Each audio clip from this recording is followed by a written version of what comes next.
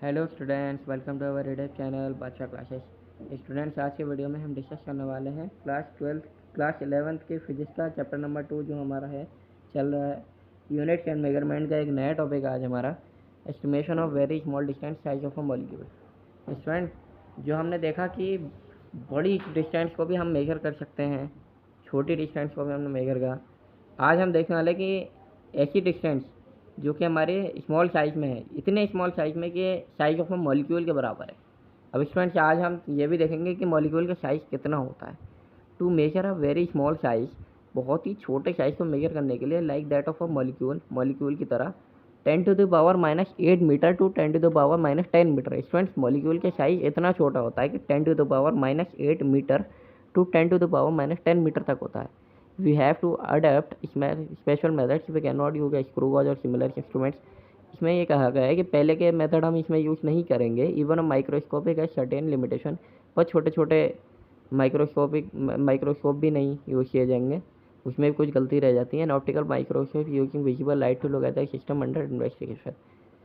Optical microscope के बारे में स्टूडेंट्स आप क्लास 12 में पढ़ेंगे। And light has wave like feature या the resolution to which an optical microscope can be used in the wavelength of light. A detailed explanation can be found on the class 12th physics textbooks. For visible light, the range of wavelength is from about 4000 angstrom to 7000 angstrom. Student देखो, जो visible light होती है ना, normal जो light होती है, उसकी जो वेवलेंथ होती है, उसकी वेवलेंथ कितनी होती है? 4000 angstrom to 7000 angstrom.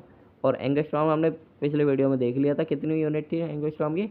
1 angstrom equal to 10⁻⁻10 metre के बराबर होता है एंगस्ट्रॉम।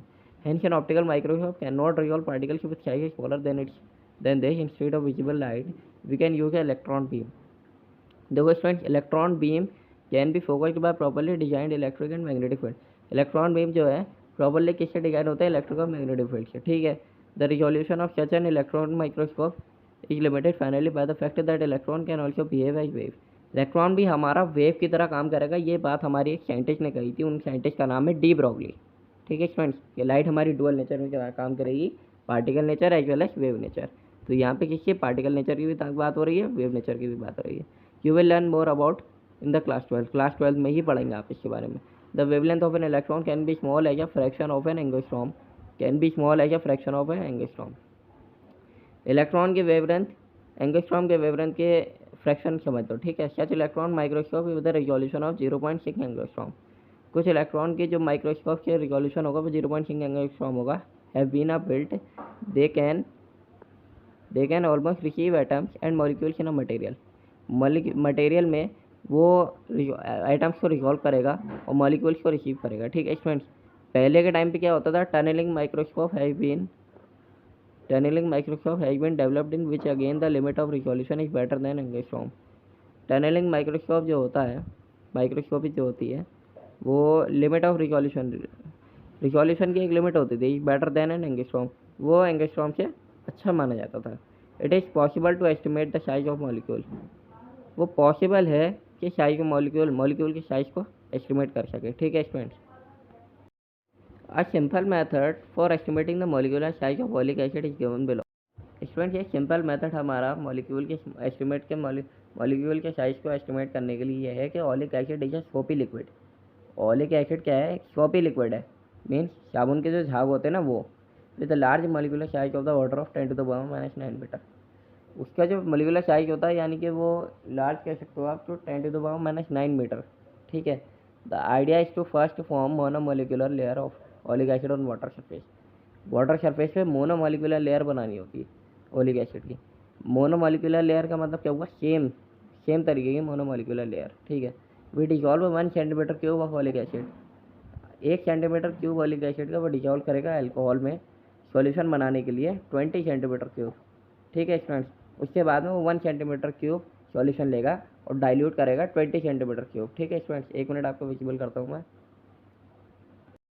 तो स्टूडेंट्स, वो 1 सेंटीमीटर क्यूब लेगा सॉल्यूशन का और डाइल्यूट करेगा 20 सेंटीमीटर क्यूब में अल्कोहल का यूज़ करके। सो तो कंसनट्रेशन होगा ना, कंसनट्रेशन किसके बराबर होगा? 1/20 इंटू 20 सेंटीमीटर क्यूब के बराबर होगा ओलिक एसिड के पर सेंटीमीटर क्यूब ऑफ सॉल्यूशन, ठीक है स्टूडेंट।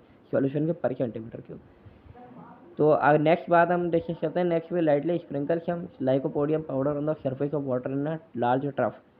ट्रफ यानी कि नीचे, बहुत ज़्यादा सरफेस ऑफ वाटर यानी कि सरफेस पे बहुत लार्ज ट्रफ है लाइकोपोडियम पाउडर होगा हमारा वाटर के सरफेस पे, ठीक है। And we put 1 drop of the solution in the water में हम उसकी इस सॉल्यूशन की एक बूंद डाल देंगे। The oleic acid drops spreads into a thin large and रफली सर्कुलर फिल्म। तो ओलिक एसिड क्या होगा, एक बहुत ही पतली, बहुत ही बड़ी रफली सर्कुलर फिल्म में बना देगा molecular thickness on water surface पे मॉलिक्यूलर थिकनेस बना देगा, यानी थिकनेस यानी कि चौड़ाई। Then we quickly measure the diameter of the film. तो हम डायमीटर फिल्म थिन फिल्म का, पतली फिल्म का डायमीटर को मेजर कर सकते हैं टू गेट इट्स एरिया, उसके एरिया से। Suppose we have dropped n drops in the water. मान लेते हैं हमने कोई एन ड्रॉप्स डाली होंगी, एक या दो, जो भी एन मान लेते हैं। Initially we determine the approximative volume of each drop 20 centimetre cube. और हम ये मान लेते हैं कि वो वॉल्यूम जो होगा वो कम से कम 20 सेंटीमीटर क्यूब में तो होगा ही, ये भी डिस्कस करते हैं, ठीक है। तो volume of n drops of solution, यानी कि एन ड्रॉप्स, यानी कि हमें पता नहीं है कितने ड्रॉप्स सॉल्यूशन की, ठीक है। तो volume of n drops solution होगा हमारा एन इंटू 20 सेंटीमीटर क्यूब, ठीक है। Amount of oleic acid in the solution, तो अमाउंट ऑफ ऑलिक एसिड कितना होगा, एन वी इंटू कंसनट्रेशन जो है हमारा, एन वी यानी कि वॉल्यूम इंटू कंसनट्रेशन है। वॉल्यूम क्या है हमारा, एन वी, कंसनट्रेशन क्या है 1/20 इंटू 20 सेंटीमीटर क्यूब। तो ये जो सॉल्यूशन है ओलिक एसिड का, ये क्या स्प्रेड करेगा, very fast on the surface of water. The solution of oleic acid spreads very fast on the surface of water.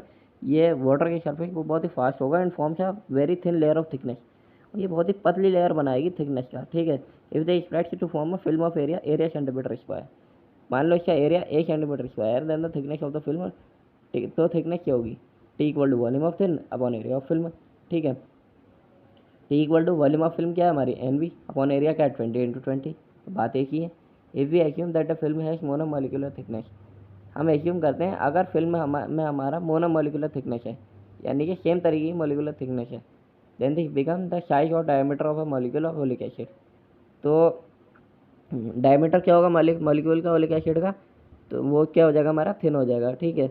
The value of the thickness come out to be order of 10⁻⁹ metre.